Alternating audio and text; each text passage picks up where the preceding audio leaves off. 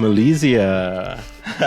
Melesia. Oh, I got it wrong. Oh, you can just call me Mel. Mel. Yes. So, Mel, I love this podcast because it's going to be a chance for us to actually talk for the first time, and it's on a podcast. So that's pretty exciting.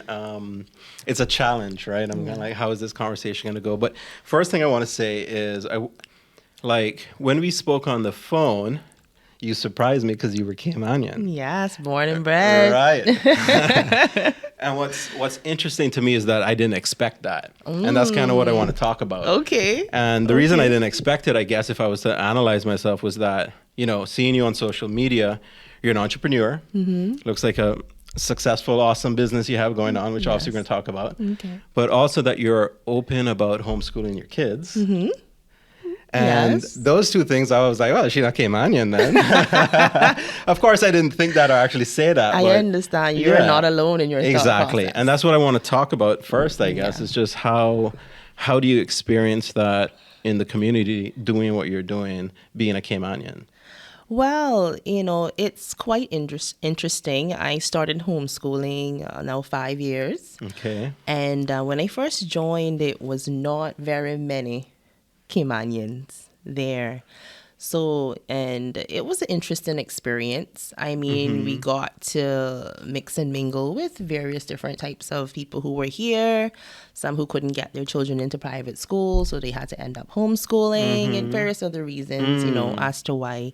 But COVID happened, obviously, and that woke a lot of people up locally. Right. And since COVID, a lot more Caymanians have been joining the community. And I think it's because of an enlightenment for them, because I think there is a misconception and a misperception of homeschooling. Okay. In a sense where you think that you gotta be some rich person to homeschool, or like something gotta be wrong with your child for you to homeschool.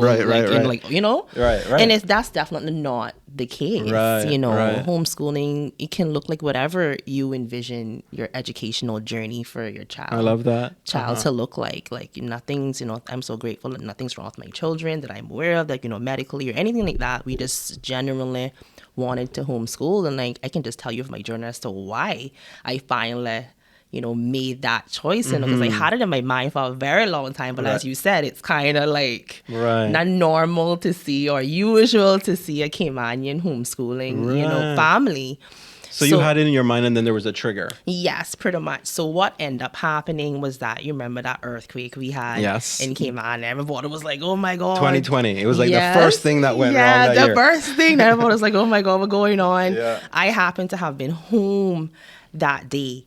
Me and my husband were home, and it triggered me because my 3 older children, I'm a mom of 4, so my 3 older children was at school at the time, and I was home with the baby, and all I could just think about, like, my children, are they okay? Then there was tsunami warning, and I'm like, tsunami? Like, no way. I hopped into my vehicle, and we drove full throttle to the school, and when I got there, all the children was on the play field, and they were all wailing, like crying for their parents. That broke my heart. Like, they thought I was their mom. Everybody trying to run to me. I was literally the only parent that was there. Interesting. And I picked up my 3 children. I don't even know how I carried the 3 of them one time. And we ran to the car, went home, went up to the top of the stairs, like upstairs that we had, and we stayed there. And that was the first thing. I was like, oh boy.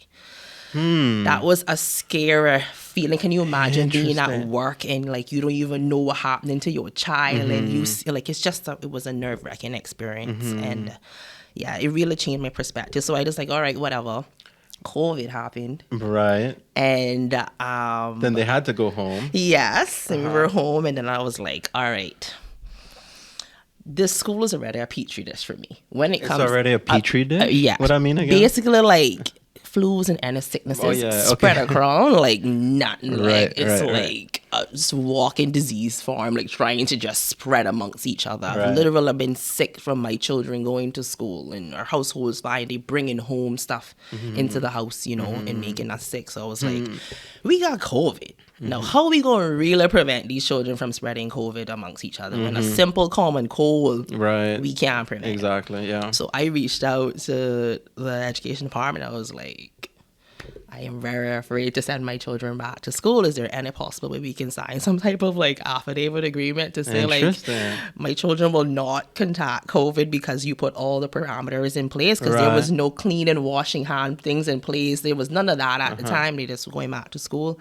And I was like, no, I cannot do that. I just can't take that within myself. So from then I've been homeschooling and this has been our journey, and I became public with my journey because when people started to find out, again, like you said, I'm Caymanian, homeschooling, they're like, tons of questions start flowing to me. I was like, you know what?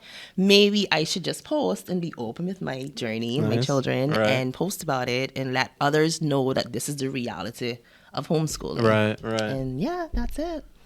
So, I mean, you must be you're somewhat of an independent person then, because that's a big step to take. And then sort of knowing that you already know people are going to question you. Yes. So is that kind of how you always were? And by the way, where were you born and what primary school you went to?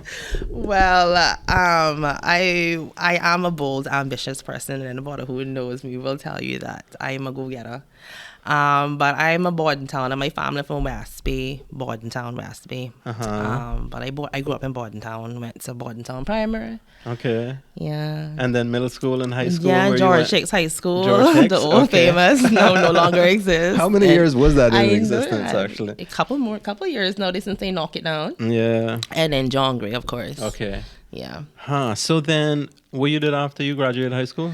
Well, I went off to college. I did my bachelor's of arts and economics with business and minors in psychology and science and technology from St. Thomas University in Fredericton, New Brunswick, Canada. Super cool. St. Thomas That's where I met my husband. Oh, is that right? He went to the University of New Brunswick, and they shared campuses. Right. So, yeah. Super cool. Yeah. And then I went on to do my master's at Badir University, and I have a Master of Science in Organizational Learning and Leadership. Wow. From the School of Education with a proudly 4.0 GPA. Whatcha? So you abide all through high school? I was in set 1A, as you call it, back in our days. Set 1. Yeah. Wow. Okay, that makes sense. Okay. And so then what you did when you came back? Were you always an entrepreneur, in other words, or did you do the 9 to 5 at all? I did the 9 to 5. Okay. Yes, I wasn't an entrepreneur yet. I came back to Cayman. I was working at the Monetary Authority, SEMA. I also moved on to work at SO Cayman Limited, which is like the oil and gas company. Nice. I was a territory manager there for a few years. Okay. Then I worked for a consulting company. I had a few other jobs and stuff in between. And I finally went on to like consulting before I finally said, I can't do this anymore. I had started my first business prior to stopping the corporate world. Island Grub was the food delivery service. Oh, yeah. That's right. That was me. So we were the first online food delivery service here in Cayman. But, I was still working and got my kids, having babies. It's tough. It was a lot to go. But that was my first entrepreneurial type journey. Nice. And I can say I've learned a lot from that journey. Learned how to deal with businesses. I understand what it's like to be a Caymanian business owner. I experienced a lot of backlash sometimes from what kind of backlash? Where to start, right? I know, like you gotta edit all this out. Like I don't want to come and to attack me, but just the higher ups in like tourism, the restaurant industry and stuff, they have, their thing going on. Okay. And, everybody just can't come and just be, do what you want to do and be successful as a Caymanian female. I've had instances where companies have said all sorts of stuff about being a Caymanian entrepreneur. Really? Like what? Yes. What are you talking about? It wasn't. Is it like competitive sort of thing? Cause they're doing like they'll tell me, I need you to get this, I need you to get license. No, like we don't do business with Anna like that, and like all of that. Yeah, and I've had even on like, yeah, that's just the business side. I don't even want to get into all of that. I passed that. I just been learning experience. Sure. Huh. But it exists and it does happen. So when you hear people talking about it, it's real. They're not just complaining. Sometimes it's real stuff that they go through, but they just can't talk about it because you don't want no backlash. And you just learn and you move on. And even on the customer side, I've had people threatened.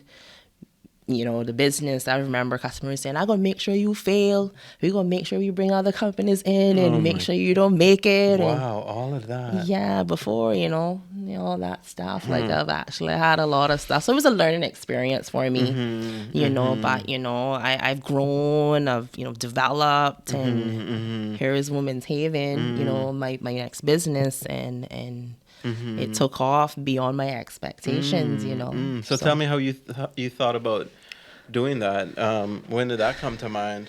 Women's Haven started from a personal journey. I know you're a male, but hey, we talk about a taboo topic here, but it's not taboo when I'm in the room. So it is normal and it's a part of life. And so I was on a personal journey. I used to be very uncomfortable during my menstruation, my periods every month. I used to think it was just me.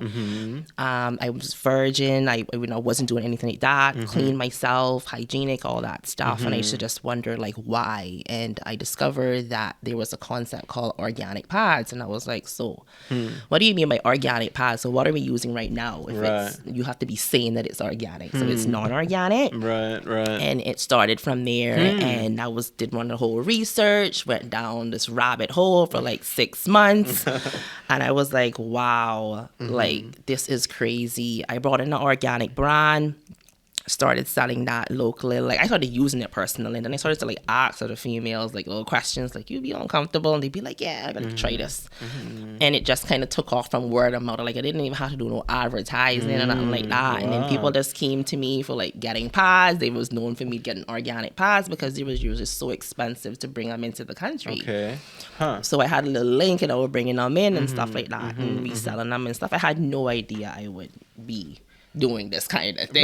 You know what I mean? Ideally, I wanted to be a teacher and all that kind of thing and a professor, but all of that is whatever. I use my skills to learn to be that. I think that leading a team across the Caribbean of women is sort of like me teaching and being that type of role. So, but anyway, so after being so uncomfortable and trying out the organic pads, and it just absolutely changed my life and the life of other women. They just started coming to me like, you need to have your pads. I'm like, I don't own this company. You can't, like, I can't just get pads anytime I want.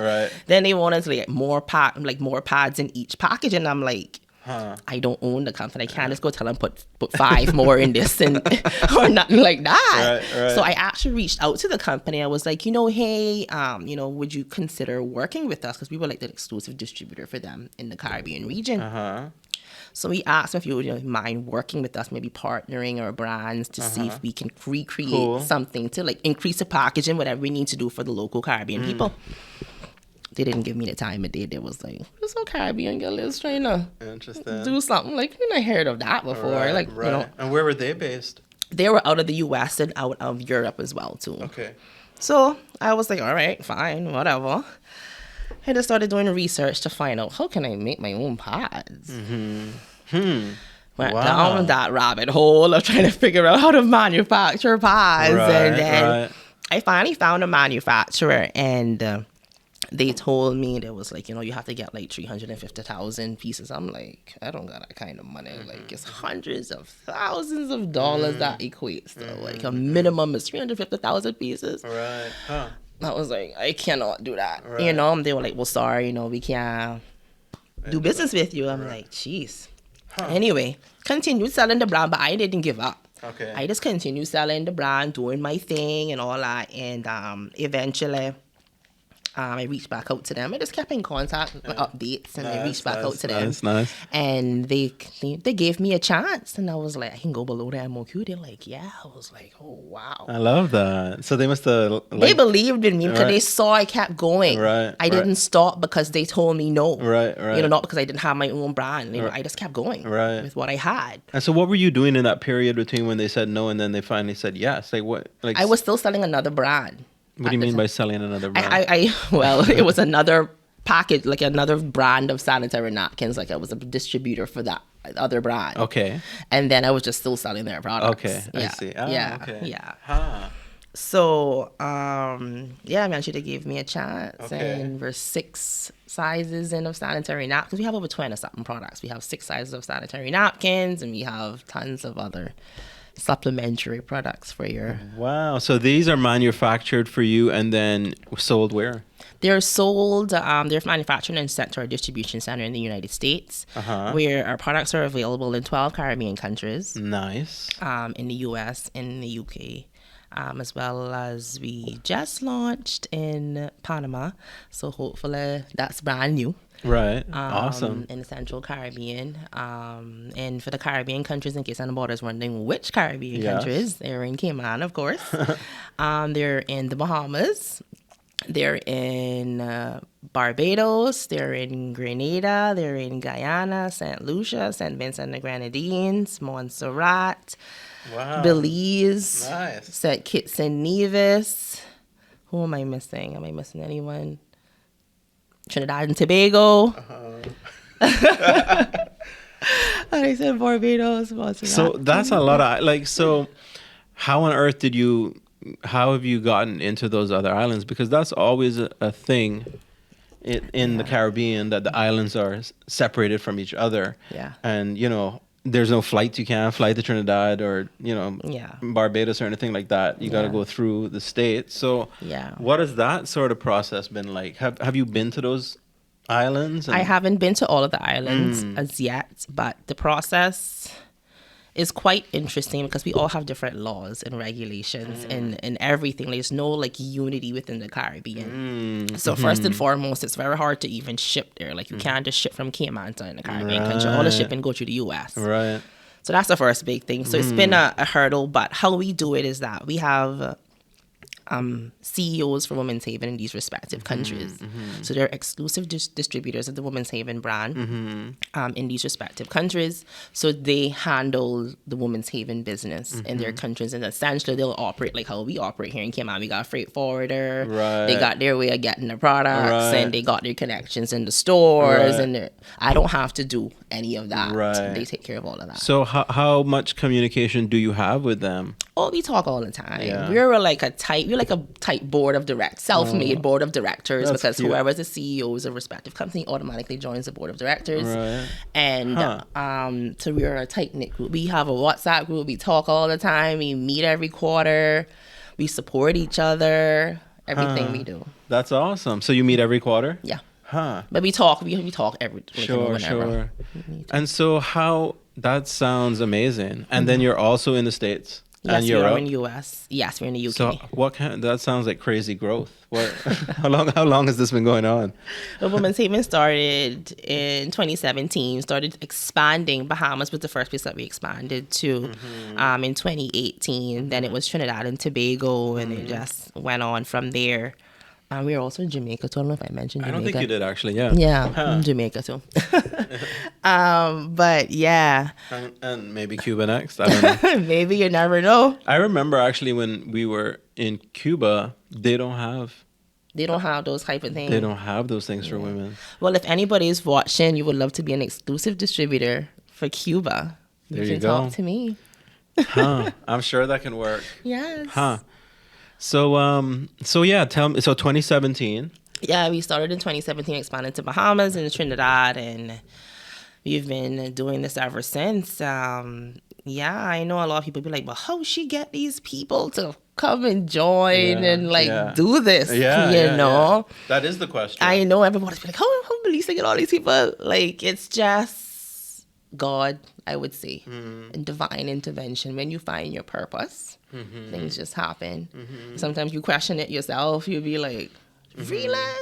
Because you said it was kind of out of the blue for you. Yeah, it wasn't something that I was pre-thinking or anything like that. I just was uncomfortable personally. Purchased organic pads. It blew my mind. I was like, I can't be the only one that feel like this. Yeah. You know? And you weren't, clearly. Clearly, it was like a silent epidemic amongst women that we were just always, a lot of us are uncomfortable on our periods. Right. And Women's Haven has changed the lives of so many women across the Caribbean. The amount of messages and stuff that we get thanking us. We even have women who are able to have children.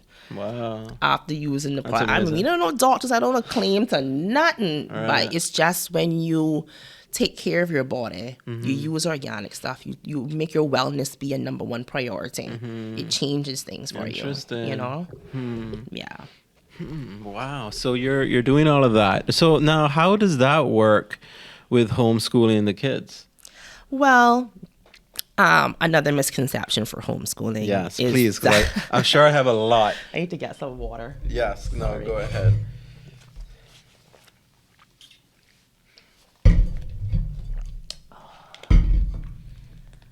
Okay. So yeah, another misconception for homeschooling is that you have to be a teacher or you have to teach your kids yourself. Okay, good. Okay? I like this. I like where this is going. That's a misconception. Yeah. You don't have to be a licensed teacher. Neither do you have to teach your children yourself. Like, for example, like my children attend an accredited online school, which have real life teachers. And that covers that requirement of them being in a qualified school environment. While that's a requirement? It's not a requirement. You have to attend accredited school. You can create your own curriculum. Okay. You can attend an accredited program, because there are tons of programs online that are not accredited, but they're very good programs online. So your child can go to school too. So you had to discover all this? Yes. In 2020? Yes. And so what was that journey like? It was a learning curve, because I mean, when I put Where do you start? Like, yeah, for people out there that may want to, and I find that very interesting, and I'm sure other people do, and I'm sure it's, like you said, it's grown. Yes. So like, I'm sure it might be similar, like a silent epidemic where maybe more and more people actually. That's true. So for people out there who, are interested in it, how is that process of learning? Like when, like for your family to find out if homeschooling would even work for you, right, is first and foremost, you have to figure out if your child will be okay with it. As a parent, we can't just be dictating to our children what we want to do. I understand that, in some you have to have discipline, right? But learning is a two-way street, right? I know our children are accustomed to the classroom teaching style and going to a physical place, but not all children like that. Some may want to explore something else. So it needs to be something where you discuss with your child and be like, would you consider homeschooling like an online school, blah, blah, blah. If they're open to it and they're fine with it, that's the first thing, because you don't want to be in contention. You're going to be spending more time trying to get your child to go to school online, right, because they didn't want to go to school online, than getting them to actually do schoolwork. Interesting. So don't even waste your time trying to go down that pathway. It needs to be a mutual agreement. That's the first thing. If a child is young and you see that they like technology or they don't mind being on it, you can make that decision as a parent when your child is very young. Right. And then the next thing is to find out, does your child like paper-based learning or online learning? Because some children prefer to write and read and see something physically. I'm like that. Where some people prefer seeing on the computer, tablet, whatever. So that's the next thing you need to figure out. Like, what type and style of learning does your child prefer to learn best? And so school would be more like paper and home is more digital, I guess? I mean, home can be paper as well. Right. Yeah, there are tons of homeschooling programs. So you just need to know that anyway. Yes. What's their preference? So then you choose a homeschooling curriculum based on their preference. So you choose the one based on paper-based or whatever, or online-based, and then that's how, because there are tons of homeschooling curriculums available. So you choose that based on that and just realize as well that you're not necessarily trying to replicate the school at home. You don't have to have this sit down and don't move for 8 hours what kind of thing is that? And then the bell rings. Yeah, you don't have to try to replicate school at home. So it's first thing, find out if your child would even be interested, and the second thing was their mode of learning. Yes. What else? Their style, and then deciding what curriculum would best suit your child's style of learning, because there are tons of different styles, curriculums that are available. And so you pretty much had to learn that, though, right? Yes. So was that, in terms of deciphering what your child was like and their mode of learning and stuff like that, was that just casual conversations at home, or did you use like models, like any of these psychological tests that you see out there and stuff like that, or combination, or?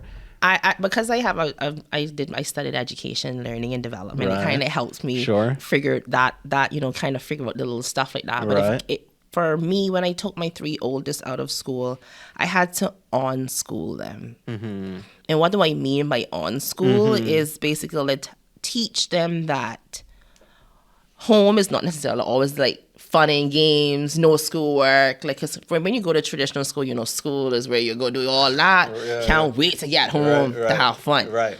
Home is now both. Right. Huh. You that's when you create your discipline. Because you're now able to wake up in the morning and know that I had the ability to play a game. I had the ability to do this, but I have to get this done first. I love that. Right. Yeah. So that's the on-schooling that we went through, having to teach them that, when you wake up in the morning, now it's school time at home.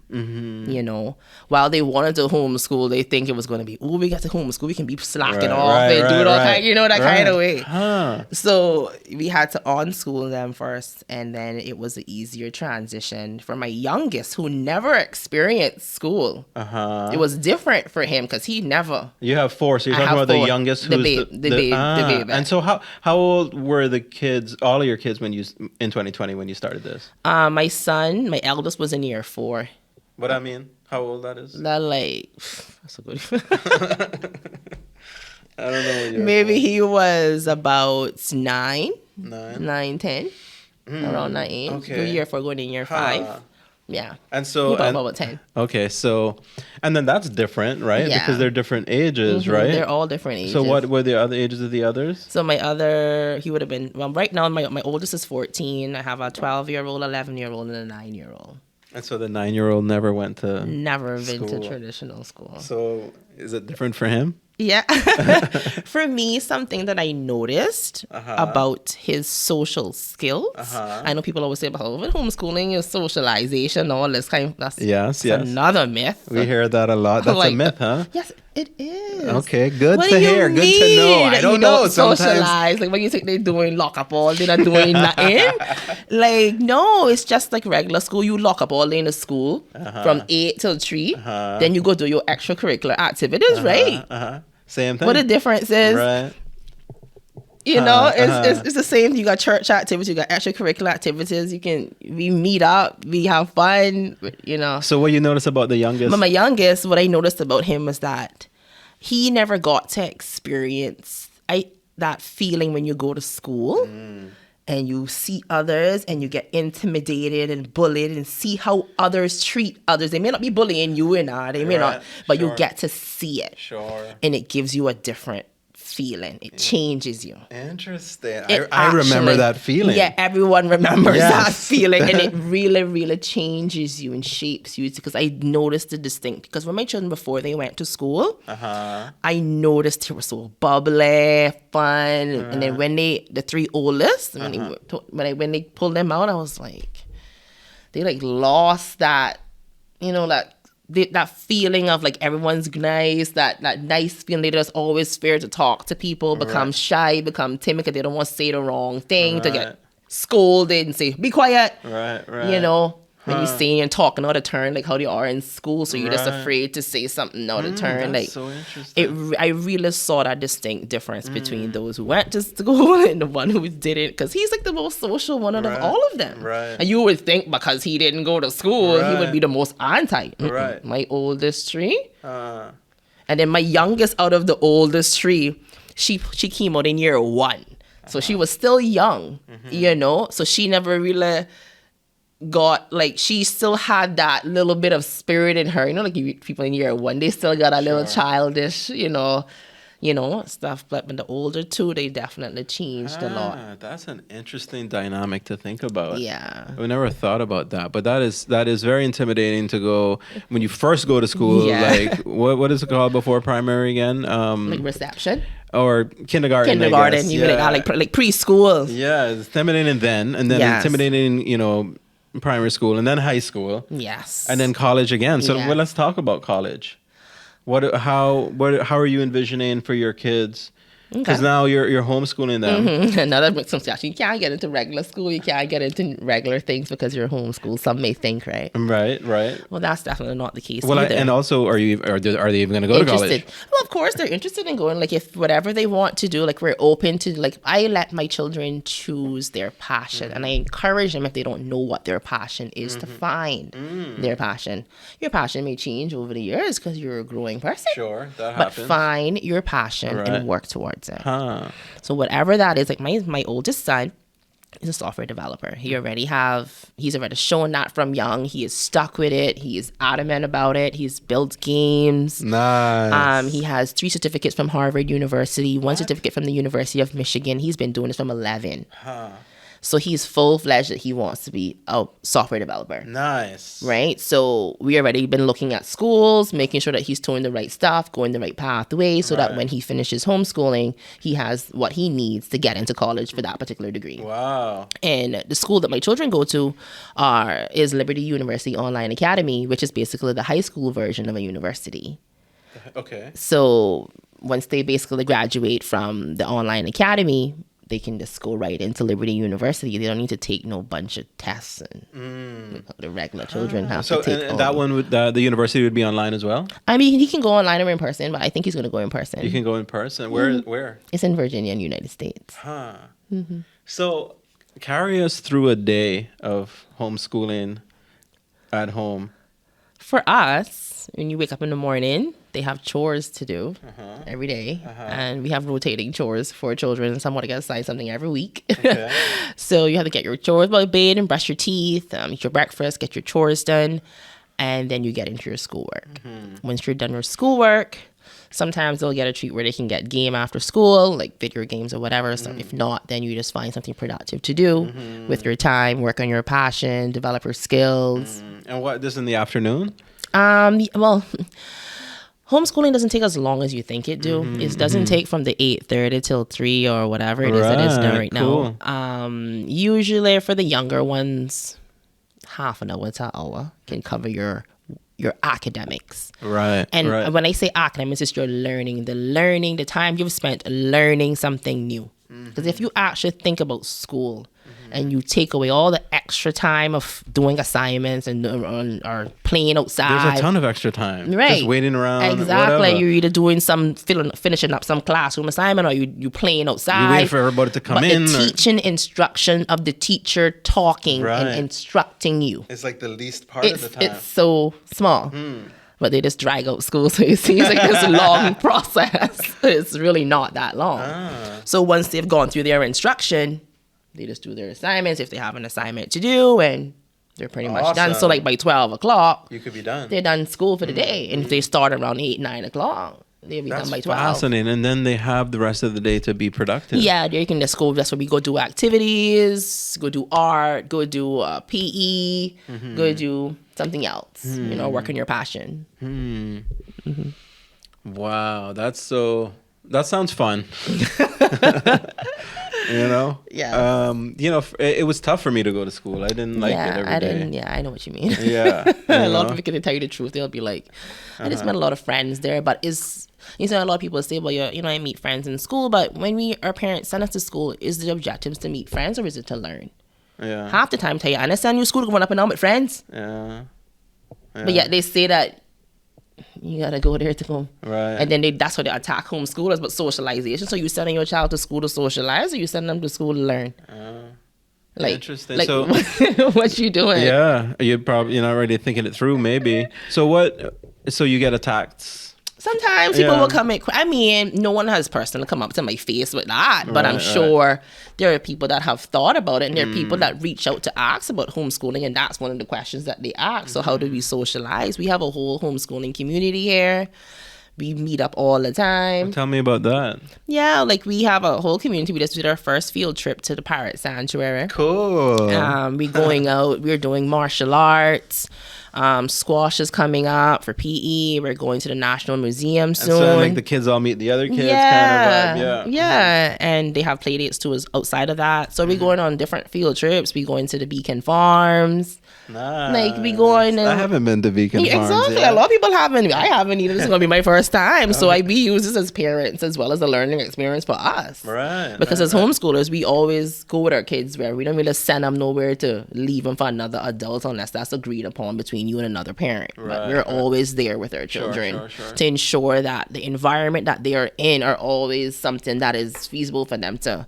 If you see someone doing a little thing, we're not gonna stop them, but we make sure that we're there to oversee our children's safety and the exposure that they're being exposed to and stuff. But you get to enjoy the activity with them. Yeah, you do. We get to learn. And we went to Cayman Airport Authority one time and got to go in the back of the airport. I learned about all the airport upgrades before they actually came, and now they're here. And I'm like, I knew about that. That's awesome. Yeah. So yeah, I mean, but it's fascinating. Like, so do you think then that like maybe, you know, a parent talks to a child and the child's like, you know, I want to go to school. I want to get up every morning and go to school. Like that's still legitimate. Yeah. Right? But if the parent has that, like if it's the parent issue, like the parent saying like, I think it will be more convenient for me as a parent to, if you're homeschooled and you kind of got to like talk your child, or you have to like convince them, yes, I don't know if I want to say it like that, but you have to try to get them to agree with you basically. I know some parents would prefer their lifestyle if their child was homeschooled, although their child may want to go to school because of various different reasons, but you can ask them why. Like nothing wrong with finding out why. Most of the time they're gonna tell you because I'm gonna miss my friends. That's true. I'm telling you, I've asked so many, and most of the like, how much gonna tell you I'm gonna miss school? How much gonna tell you that they're gonna actually miss some school and learning experience? No, not very many. Yeah, they're gonna miss their friends. Yeah, literally, that's it. That's literally like it. Yeah. Wow. So your husband's in FinTech? Yes, he is. Nice. Tell me a little bit about that. Yeah, so he's into FinTech. Is that what he was studying? He did electrical engineering and computer science, like computer and electrical engineering. I love that. He did. Okay. So he's into FinTech, blockchain, cryptocurrency. Yes. So he's more into the technical side of the blockchain technology. I know a lot of people hear blockchain and crypto and they think it's a scam thing and I know. All this money. People go steal your money. I'm like, that is not all what blockchain or cryptocurrency is about. Sure. If you want to say that, look at the fiat world. Like there's scams going on every day. She knows it. What you want she on about said blockchain? The dirty word, fiat. Like, come on, like stop running on about blockchain. That happens every day. So that's not something to say to write off blockchains or cryptocurrency for. And it's more than just that. Like for him, it's the technology behind the blockchain, whereas you can use it to store various different things, to complete different tasks, do different, for example, like the vet blockchain. That's a blockchain that's came around for like production for like stuff like women's hair. If I want to tag each and every product, I can put it on each and every product on the blockchain, and every time it goes somewhere, like shipping purposes, I'll be able to track where that particular product is. That's particular blockchain usage, and then there's so much other blockchain usages, use case scenarios out there, digital IDs and all this type of stuff. So how's that process gone with using it with Women's Haven? Well, we accept cryptocurrency as a form of payment for Women's Haven. Getting into the technology to utilize it in our company, we haven't reached that far yet, but there is a vision. We have goals, and we're going to get there one day. We are going to get there. I mean, I think the world, a lot of the world is going to end up on the blockchain. I know people don't quite understand what that means. But it's just a better way to store things, and it's very better way to govern and be a part of a business and go and give you essential what it will look like as shares, but you can just go and buy tokens of their particular company that can give you special discounts, that can give you so much different stuff. There's so much opportunity for it. It just hasn't exploded yet. But it will explode. It will. Yeah, it's the future. Just like when the internet first started, everybody was like, "What is this?" When computers first came about. Oh no, we still sticking to our radios and our this and our TV, but then the internet came and took over the world, and now we can't see ourselves without it. And we hearing the radio and TV for some things was like, no, Yeah, it's awesome. So your husband works at, where does he work? He works for a digital asset company out of the special economic zone. Okay. Yeah, out of the United States. Nice. Yeah. Nice. That's you sound both very like forward trending. Oh, we are. Yeah. We try to be and keep our children up to date with the latest technologies, making sure that they're aware of it and we don't get left behind. Yeah. And I love that your son, I think you said it was your eldest, he's a programmer. Yes, he is. I think that's super interesting because you know, a lot of times people ask me for programmers, Caymanian programmers, and I know like two. It's not a lot of them around. But I'm proud of him for getting into that and expanding his mind. He has interest in AI. He has interest in blockchain. If he can just couple all of that together, you know, that's at least he'll have the knowledge and stuff that he can get him somewhere. Even my youngest daughter, she's into digital graphic, like for example, she'll animate things, like she'll draw it on her iPad digitally. So she's the artist. Yes, and then she'll now put it into 3D rendering and then animate it and put it in my son's game. Wow. Yeah, and that's how the two of them operate as a little team. So they got a production company, HMA Productions. Nice. Yes. So they can make video games. Yeah, they do actually. They have lots of games. He actually have a game on Roblox right now. A lot of people talk about Roblox. But he builds games for Roblox. He has a very popular game on there. A few as well. He just created one called Black Friday.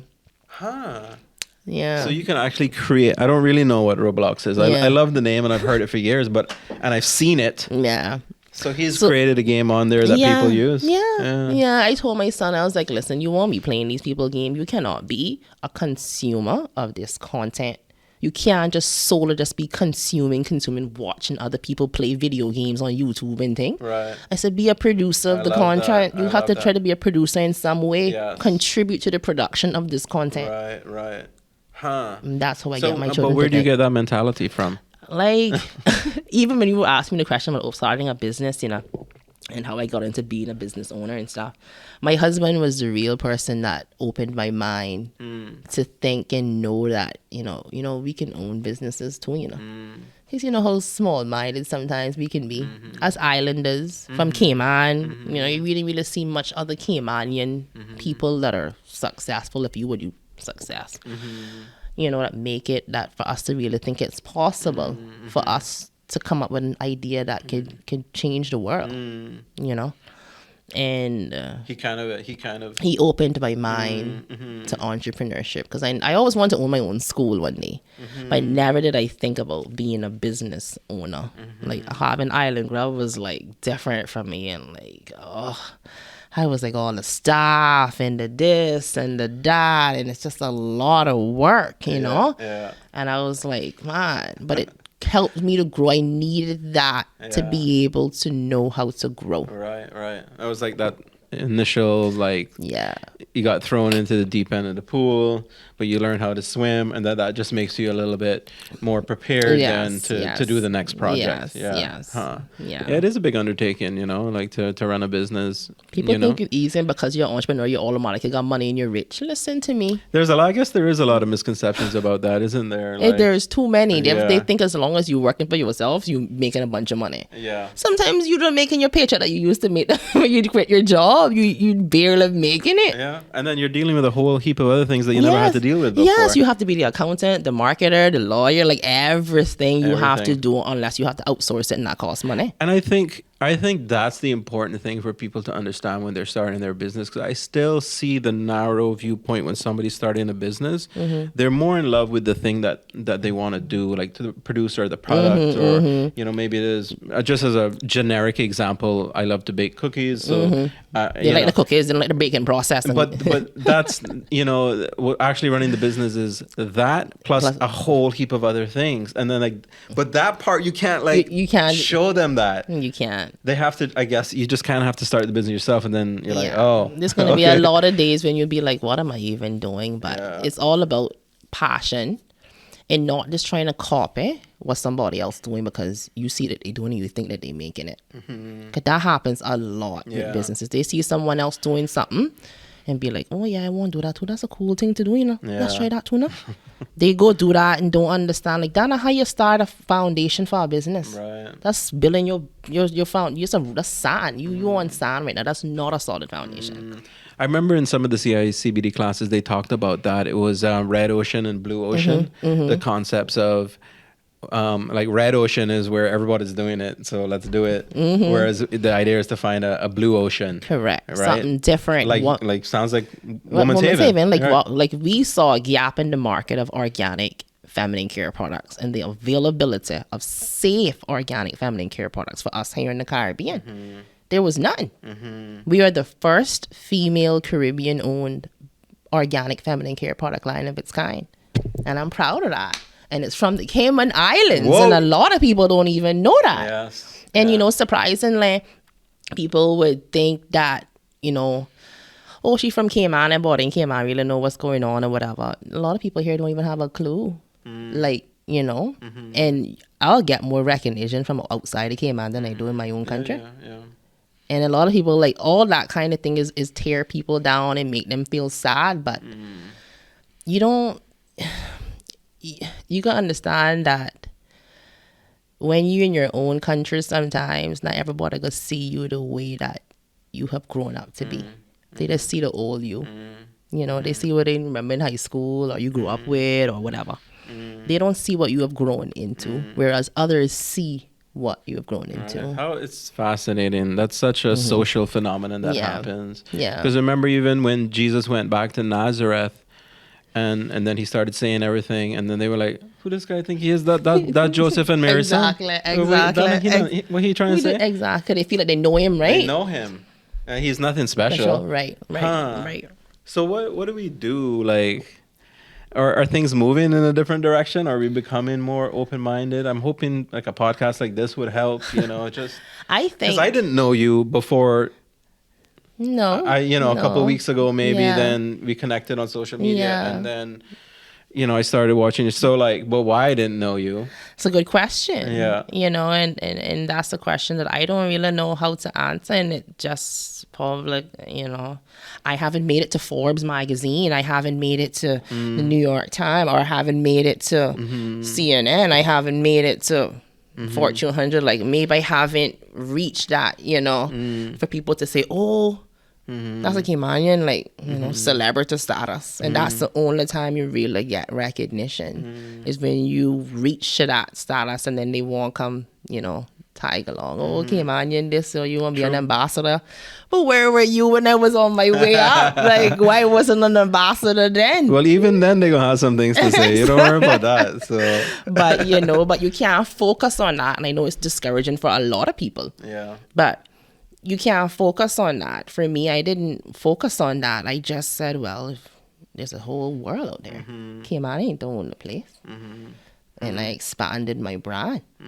And only then, when you see me expanding the brand, I started to get people to be like, well, hold on. She all over the Caribbean. Like, and then you start to respect you a little bit more. Yeah, man. And that's just the way of life.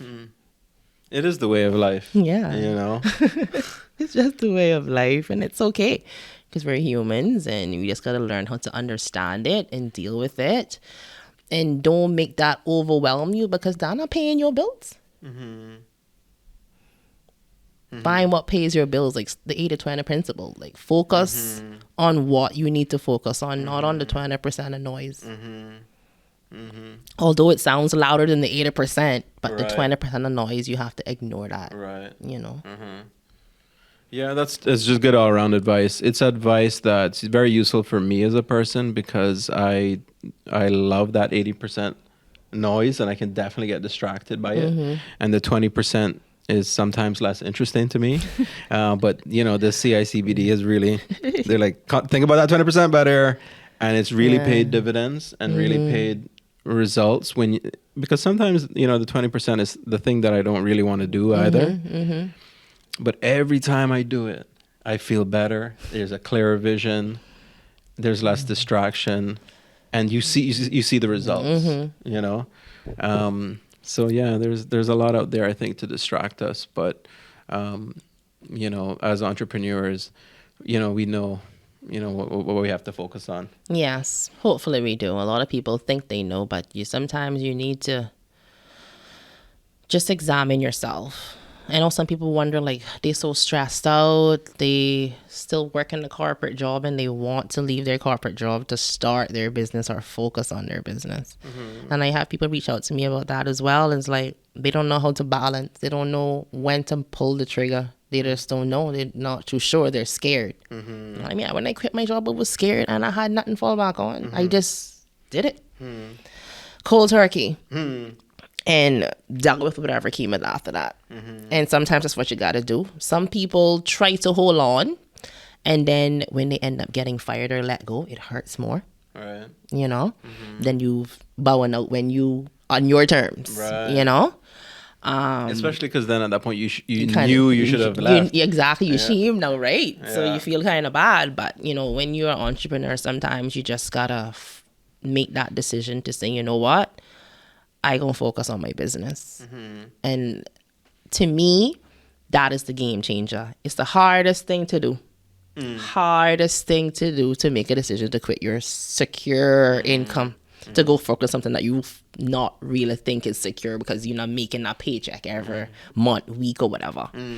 But only when you take your time and you focus on your business, only then you will see success and progress. And it's the hardest thing to do.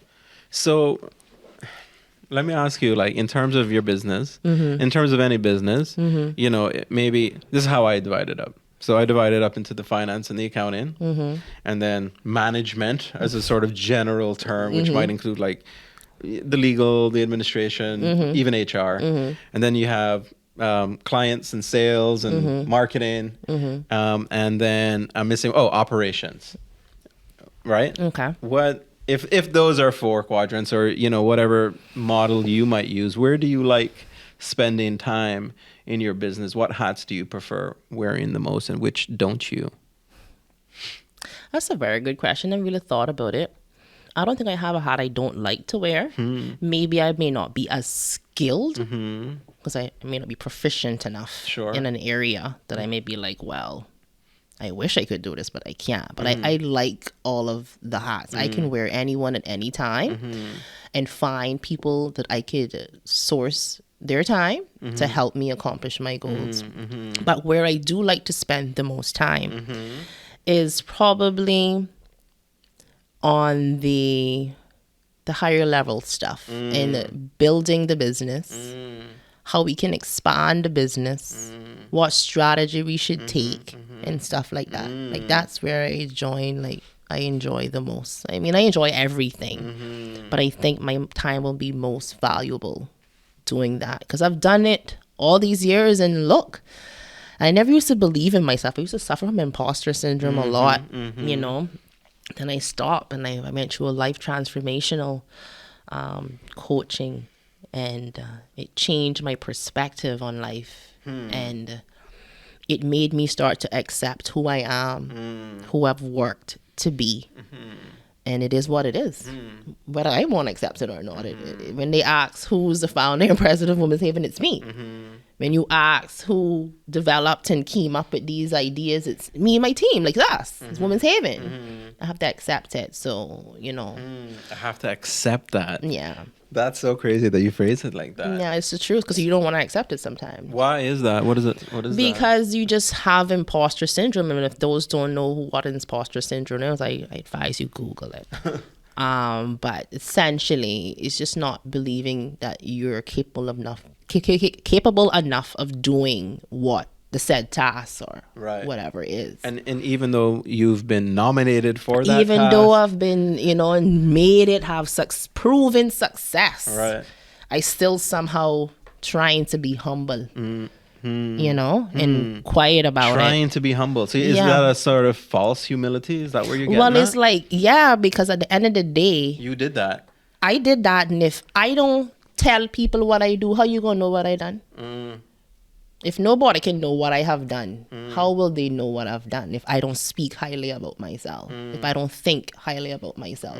When you ask me about myself, if I don't tell you what I have done, my accomplishments and my accolades, how you going to know? Like, I don't got no walking log with that on the top of my forehead, or AI generated thing on the top of my board following me to say, let me put her stats. Yeah.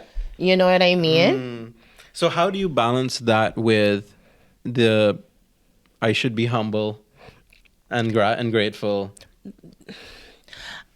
In telling you a fact about myself is me being telling you the truth. Telling you the truth, being humble and grateful. Right. I'm not boasting or bragging. I'm telling you a fact. Right. I love that. Yeah. If I'm telling you a fact, there's no way I'm bragging about the fact. I think a lot of people, and I certainly sometimes suffer from imposter syndrome, and it's hard. Like, maybe it's a battle that we all sort of have to face because we're trying to be humble. Yes, because you don't want to look like you're trying to toot your own horn, or you look like you're better than them. There's nothing like that. It's a fact. It's just a fact. Yeah. Huh. Fascinating. So what was this transformational life coach journey? Yes, I did a transformational coaching session with Chelsea Fin Coaching. Cool. Yes, I know Chelsea. And I was one of her inaugural founding members of her coaching. And I won a coaching with her, and I would have, I knew at that point as a business owner as well, sometimes we think we can do it all on our own. We feel, obviously we just finished talking about that, insinuating that. Right. And we have to get to a point, I got to a point where I personally could feel that I needed a coach or a mentor. Right. Because I was always giving to my team, and who's really giving back to me. I'm pouring, I don't feel like I'm pouring out of an empty cup if I'm always giving. Right. Having to try to feed myself back this knowledge to give to you. I'm going to burn out at some point. And I could have feel that coming. Right. So when I won this, I was like, Chelsea, I don't like talking to nobody about my life. Listen, she can tell you I am a tough little cookie. For me to go through something like this, I really a changed person to really accept the fact that I need help. Right. I need that encouragement, that accountability, whatever it is, I needed that. And going through that has pretty much erased my imposter syndrome. Well, sometimes it try to creep up, but I keep that a bit. Sure. And so what did you learn in that process that helped? It's just changing your mindset. It's a growth mindset. So it changes the way that you think. You have your mindset. When people say that, these quotes, it's true. It changes everything. Because I see myself differently now. I don't see myself as this person who I trying to tell you I a business owner and CEO, but I'm not acting like it. When you see a business owner and CEO, you expect to see a certain type of image. Yeah. A certain type of demeanor. Yeah. A certain type of confidence. Yeah. If not, if you don't believe in yourself, how you expect somebody else to believe in you?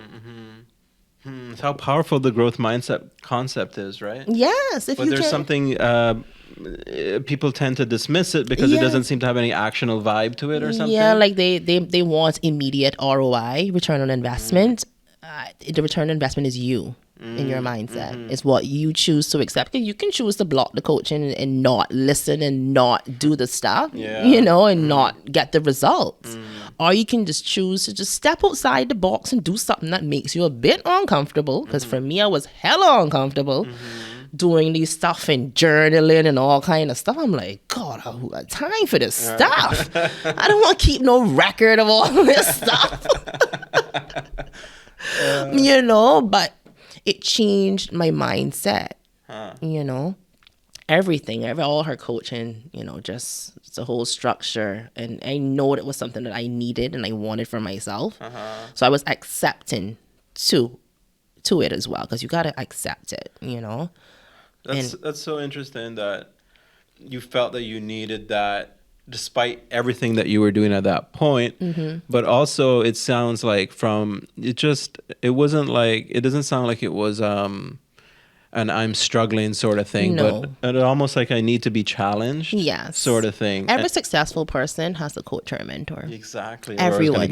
Everyone. And whenever you read the books about the entrepreneurs, everyone, they always say that. They always tell you, and you're wondering why they tell you, because it's the truth.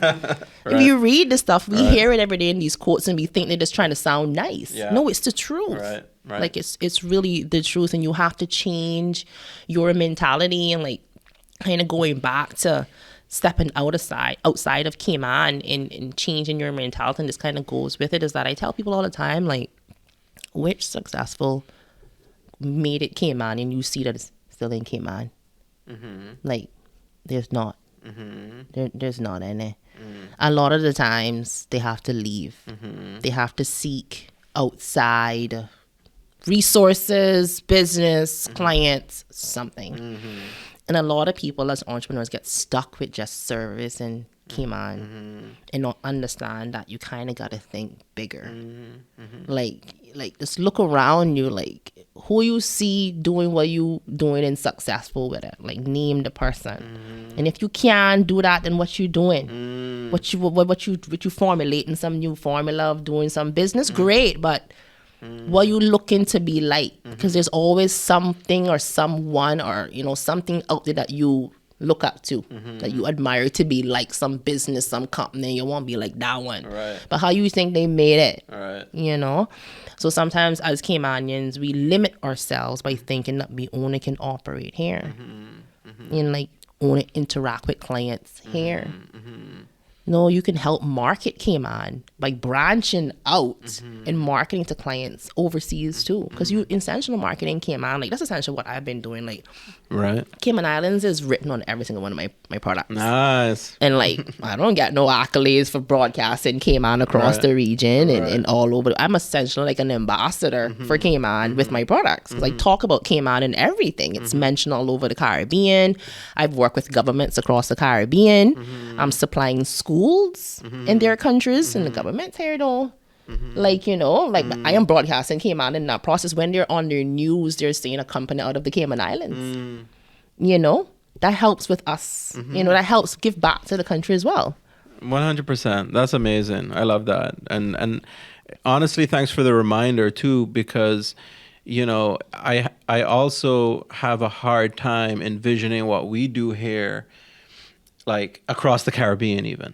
Now, I've thought about it and I've written down plans and different things, and I think that I'm still looking to see what that means and how I might be able to capitalize on outside of Cayman. Luckily, we do work with production companies that come in, but I'm talking about actually going out, and that's a different thing, and what that looks like and what that means. And I think that I have some growth to do in that area as well. I can write a picture of all kind of things running through my mind, ideas for your...